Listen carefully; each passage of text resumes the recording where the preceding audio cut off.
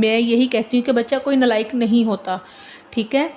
तो ये हमारे पढ़ाने का अंदाज़ होता है कि हम बच्चे को किस तरह लेके चलते हैं, कि उसको किस तरह पढ़ाते हैं कि वो उसके ज़हन में बात बैठती है कि नहीं बैठती।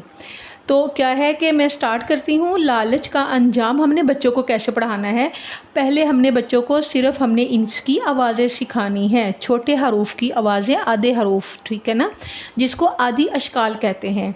तो अगर हम बच्चों को उसकी पहचान करवा देंगे, उसकी आवाज़ें सुना देंगे, उसको याद करवा देंगे, तो उसके लिए रीडिंग मुश्किल नहीं है। फिर उसके बाद और भी बहुत ज़्यादा होता है कि हमने दंदानों की पहचान करवानी है, नुक्तों की पहचान करवानी है, इस तरह बहुत कुछ आ जाता है। बरकिफ़ ये कि मैं आपको तरीका बताती हूँ, देखिए कैसे है। ये बेटे क्या है, लाम की साउंड क्या है, आवाज़ क्या है, ल। तो बेटे लाम की आधी शक्ल लिखी हुई है, आगे अलिफ की आवाज़ क्या है, ल अला। और ये जो बेटे एक लंबा सा अलिफ बना हुआ है, यहाँ इन्होंने लाम